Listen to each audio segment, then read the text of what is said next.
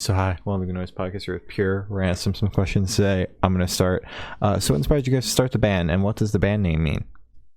The inspiration for the band name really, I was kind of just trying to come up with like a name for the band back in the beginning of it, and I was just texting a friend, and he had thrown out like a different name. It was like Pure Piracy, and I was like, "What if we just did Pure?" And he was like, "Nah, I don't know about that." So we kind of just like moved on past it, and then like come time to actually put like a name on the band and everything, and like have to actually have a name for the band. I just kind of went with Pure because I liked it, and that's really it. There's not like a ton of deep meaning behind it. I think it has a different meaning for a lot of different people, probably, I'm sure. But for me, it just kind of was just a name that I thought was kind of cool. The starting of the band. Did you guys? Sorry, you guys asked how it got started as well. Yeah. So I used to play in another band. I played in a band called A Friend of Foe for like something shy of like 7 years. And after I kind of like had a split from them, I just kind of wanted to try something new. So I explored like different options. I hit up Shane like right away, and we tried a bunch of different like sounds out and stuff like that. And then we kind of just like decided on a heavier sound. And then we kind of circled in like a couple different members. We had former members Luke Blanchard and Gene Ramirez. Mm-hmm. They were in the band for about a year. And a year and a half or so. About a year and a half, they were in the band. And then after they realized it wasn't feasible, I think, for them in the moment to do the band, between the expenses and stuff like that come with being in a band. Mm-hmm. So they kind of went their separate way, and we just at that point were like, okay, like let's just try something new again. And our producer, friends around us, as well as Shane, kind of pushed me to do vocals for the band, because originally I was just playing guitar and singing, and I don't really like scream or anything like that too much. So we wanted to just try something new that would work with what we had, rather than keep kind of searching for like a different kind of, member and stuff for the band. We thought it was easier just to do it the two of us, so that's why we have the sound we kind of have now, as well as we just enjoy playing what we play now, as well as we like heavy music too, but we enjoy what we play too now, and it's kind of what we're gonna keep running with this moment. So Okay. Definitely. Yeah, that's awesome how you just kind of stepped up and just said, I'll do the vocals. Yeah, I had a little bit of, I pushed back a little bit at first, but I feel like it's like a lot of convincing to do it. But I feel like over time, like I'm very happy to be doing that for the band. I love singing a lot, so it's cool. It's really fun. Okay, that's good. It'd suck if you didn't like singing, so I'm glad you Imagine. Doing it, because yeah, you're kind of stuck. No, that's yeah. Mm-hmm. So congratulations on your newest release, Daze Off. How do you feel the response to it so far? Of course, yeah. Good. It went really good. I feel like we were kind of worried about how the response would be to it, because our first single was a little different than it. The first single, we kind of since we came from a heavier sound, we wanted to do something that was maybe a little more familiar with anyone who was paying attention to us, from the beginning. So that one was a little more aggressive. It had more riffs in it and stuff, so it was a little heavier. But this one I think is a little more mellow, and I sang a lot different on this one than I did on the first one. So yeah, we were I'm sitting there the night before like, oh, no one's gonna like it, like I hope one person likes it, and I feel like the response to it has been awesome. So very very very thankful for that. That's awesome. Definitely. Yeah. What about you, Shane? Let's let Shane talk. Sorry. No, not you. I was gonna go into the next question. Boys, There's a lot that. Sorry, someone called me. I gotta hang up. Oh. Going on airplane mode. Going on airplane mode here. I think the response has been great. I mean, coming from H-Bomb, like you said, it was a little different, so we were kind of unsure. But I want to shout out Audrey from Breakout PR. She helped us a lot with this one. So she killed it and put us in places that we've always got exposed, exposure-wise, exposed us to many different outlets that we've tried in the past. So Yeah, we didn't really know what to do too much with all the interviews and like, the write-ups and stuff like that. So Audrey kind of just like we hit her up, and she just contacted a bunch of people and then just pretty much got us hooked up. So this was like one of the first releases I've had where I'm just like seeing write-ups everywhere and stuff like that, and like doing interviews with like, people like you guys. It's really cool. Hell yeah. It's all new to me, so it's pretty cool. Yeah. Yeah. Audrey's the best. We love her here. We do. She's a good person. So is there any meaning behind the song name or the cover art? You can answer the song name. So the song name is called Daze Off, and it's partially it's spelled DAZEOFF.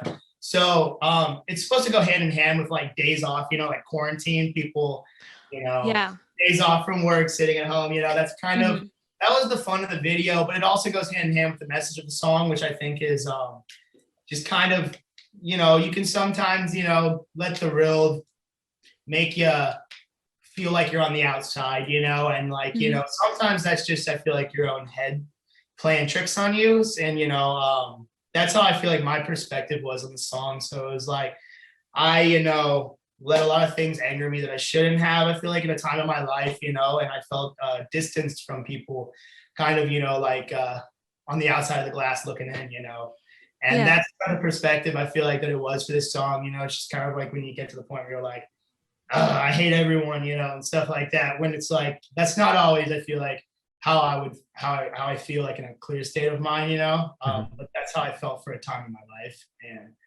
yeah, that's kind of where the title came from. As far as like the artwork, we had like many different ideas, but we knew that we wanted us to be on there somewhere, we didn't know how to incorporate it. Yeah. And so a lot of those photos were just photos from the video shoot. And our friend Ben Hoagland from Extortionist, also Hilo Rain, he just tossed them all together and made that. We had no idea what to expect. Yeah, we never know what to expect with Ben, but we're always happy with it. We just kind of tell him like, I think what we kind of want to stick to with our like cover art is like we like doing realism kind of stuff. So we like having either pictures of us or like a picture in it, like an actual picture, of something. Yeah. Like, incorporated with some like cool effects on it and stuff like that. So we just kind of told him what we wanted, and then he sends it to us like 10 minutes later and was just like, okay, that's sure, yeah, it works. That's literally what we want. So yeah, awesome, works out perfectly. Yeah. So can you tell me a little bit about your writing process for this song? Yeah, I'll talk. Sorry. No. So usually what we used to do in the beginning of the band is I would kind of just write all the songs out of my house. I would just demo them out on my computer, and then we go to the writing session and we change little things here and there. This one, we got in the studio. It was us. We had our friend Nate as well in the studio with us, as well as our buddy Ben, and then our producer. And we were like, let's just start from scratch on everything. And let's just, see what we come up with. So this was like the third song I think we wrote in like a batch of like 15 or so. 15 songs or something. Yeah, that's a lot. And like it was, I think, still when we were still trying to break from like our old kind of sound, So like we definitely, there's some accents I feel like of that in it. This was like we played a show like 2 days prior to that and just had studio time after that. So we're coming off like the heavy our older sound into this and pretty much just wrote whatever. Yeah. No, this one literally like I just kind of like picked up a guitar and like the song's pretty much like it's like 2 or 3 riffs kind of just repeated a bunch of times. So like I just kind of came in and was like, let's try something like this. And like I remember the rest of the room just kind of sat back and was like, what's he doing? And then like, halfway through the song, they're like, okay, I get it. It made sense, because like I said, we were trying a bunch of different stuff. So we'd write one song that sounded like one way, and then we'd write another one, and it's like, whoa, like, will this work together? And then I feel like as we continued on writing more stuff, we wrote a lot of songs that will bridge those gaps in between the songs. So yeah, this one was, it was just a bunch of us in a room. I ended up writing most of the guitars and stuff, but we had extra people helping with like things here and there, whether it was the drums or like, just little ideas for keyboards and stuff like that. So yeah, it was a really cool writing process and extremely fun. Solid. All right. So what lyric from this song is your favorite, and can you tell me the meaning behind it? That is let's think about that one. I think there's a part that there's a screaming part in the song. I think it's a little more aggressive than the rest of the lyrics, and it's like, I know you feel it as you tell me that I'm giving up. Your words still remind me that I'm not enough. And that's like, kind of just it's more of I feel like a negative kind of, I guess lyric, but at the same time it was really strongly how I felt at that time, whether it was, someone saying something, that really stuck with me. And I was just like, I let that kind of eat me up more than I probably should have, but I think those lyrics really stuck out to me in that song. Definitely. Yeah, for sure. Definitely. Shane, do you have a favorite? I don't mean to call you out. No, you're all good. I like the one. It's like I believe it's the first verse, and it says, "Let the memories fade as we both drift away." And I don't know what draws me to that. It's probably just because like the way he went about saying it, or how it like just flawlessly like flew into the what would you call it, like the chorus or something. I really don't know what the chorus is. Yeah, there's really no somewhere in there. Yeah, it's something. But it just like flowed into the next part like so seamlessly, and I don't know. That's probably my favorite from that one. Okay, solid. I didn't want to leave you out on that one. Yeah, you're good. I'm not used to talking this much when we're hanging out, so it's all right. Oh, oh my God. He really is a good listener. That's fair. So can you tell me where your headspace was while creating this track? I think the headspace for the lyrics was different than the headspace for the music. Because the music was like a year and a half ago. Like I said, we coming off that show, and then just didn't know what to do, so we were just in there for a couple days writing whatever. So the writing process was we had some of our closest friends around, just having a good time writing music, and no really like direction of what we wanted to do, like no specific sound or anything like that. So that was fun. But he does all the lyrics and stuff, so he can answer that. Yeah, the lyrics, I feel like I kind of went in detail this a little bit earlier in the podcast, but the lyrics, like I kind of said, was like me just, getting mad at certain people and certain factors in my life, and letting certain things drive me away from everyone, as opposed to, just understanding that the whole world isn't out to get you, but obviously some people I'm sure don't have the best intentions for you, and those are kind of the people that I feel like fueled the lyrics in this song, but my headspace while writing the lyrics was actually not too bad, but I feel like I was reflecting on like a time earlier on, about a year and a half, 2 years prior to writing them, that I feel like I was in a very bad headspace when I kind of had those ideas. So, yeah. Yeah. So on a lighter note, what band or artist influence do you think you can hear the most on this track? On this track? Kanye. It's all Kanye. I do it all for him. No, yeah. No, I would say we listen to a lot of the same music, and the last two, like Asking Alexandria records, were pretty huge for us, like as far as like inspirational purposes go. Yeah. No, Bring the Horizon's newest stuff too. I'm in love with it. I've loved all that music, honestly. Dating back to like demo days, I've always been a fan of everything they've ever done. But I think like a Mo, was a big thing for me. I liked how weird that album was, I kind of like I like mainstream kind of rock stuff, but I like it to be like different and weird enough for it not to be too, cookie or whatever you want to call it. Or whatever. Cookie cutter. Bring the Horizon. I think Linkin Park plays a little bit of a role in like a lot of the stuff I write. Ocean Grove. I don't know if you guys have heard of them. I don't think so. Have you? They're a band from, I believe, what is it, Melbourne? Yeah, Australia. They're a band from Oh, Australia. okay. And if you guys get some time, you should definitely check them out because they're really cool. They used to be kind of heavier, and then they kind of went more rock recently as well. So we were bumping their most recent album Flip Phone Fantasy. like crazy. Yeah. So I was like spacing here. I'm like, what is it called? I've only heard it 1,000 times. But yeah, no, that was another very influential record for all of us. I feel like involved in the writing process. Shane, you brought up the last two Ask Alexandria albums. Does that include like A House on Fire? I have to know. Yes. Oh, you already know. House on Fire. I listen to that probably at least a couple songs from that every day. We just got done listening to that before we got into this interview. Yeah, like I love that album. Okay, I will keep my mouth shut then. Yeah. Hey, if you got a wrestler or something, say it. No. It's just my my least favorite Asking Alexandria album.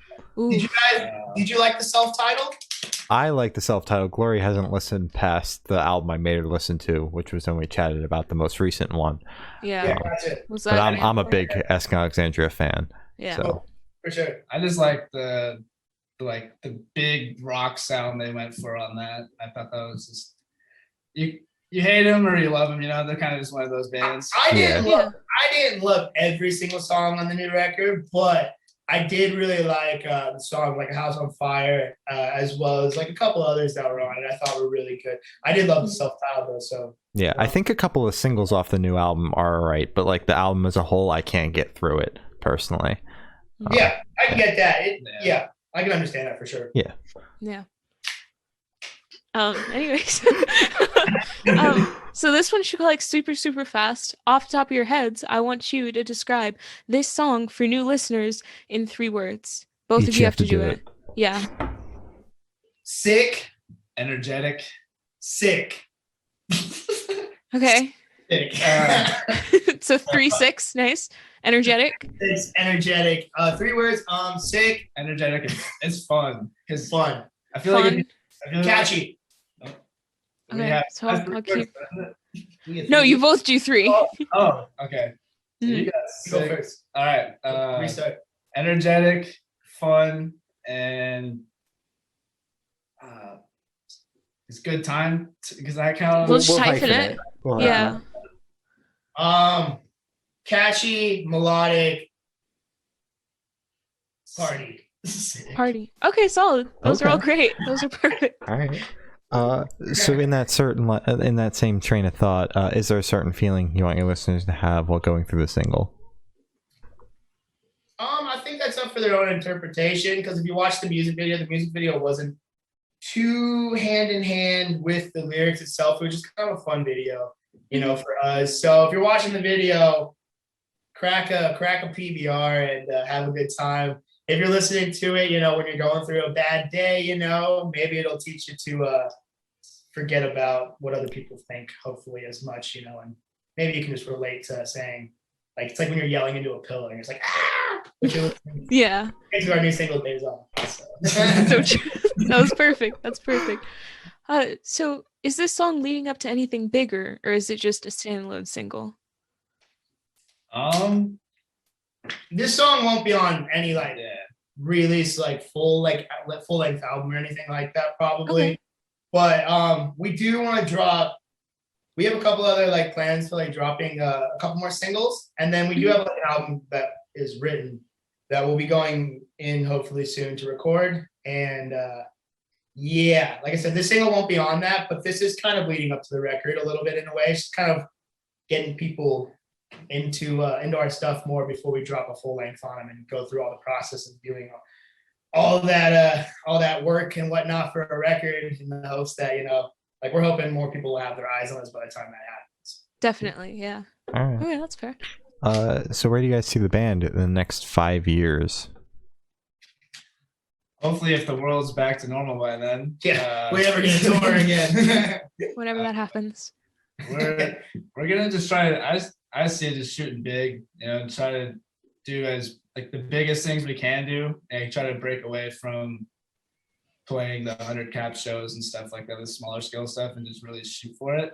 Mhm. And just that's kind of like how I feel like what we do in our music anyways. Like we're trying to just, because like, we had a whole discussion going into like the writing process of like, okay, maybe we should do this and then do this later on kind of thing. And we just like said the hell with all that and just like shot for like what we want to do now instead of having to build people up. So yeah, I had this weird crazy thing built up in my head where I was like, maybe if we start off like super heavy and then like we just do like Bring Me the Horizon in transition, and then like our buddy's like, well, I think if they could have sang and done all that stuff in the beginning, then maybe we would have just done it, you know? And I'm like, yeah, you know, I think I'm thinking too deeply into this. Like, you know, so like we just kind of we just went straight for doing like what we want to do, and I think our songs will resonate with a lot of people. So I'm hoping in 5 years we're playing, you know, I'm hoping we're playing Wembley or something. Like, yeah, that'd be cool. That would be the goal. But, you know, I'm hoping we just have a consistent, steady rise. And, you know, wherever we are in 5 years, it's much better than, you know, where we were the year before that and the year before that. So definitely. That'd be really good. Really good. See you guys in Wembley. Definitely. I would love that. That'd be awesome. So for the last couple of questions, we're actually going to shift away from music, if that's okay with you two. Yeah, that's fine. Sick. So we're going to go straight to death row. Boom. So if you're on death row, what would your last meal be with a drink? Boom. Sushi. So true.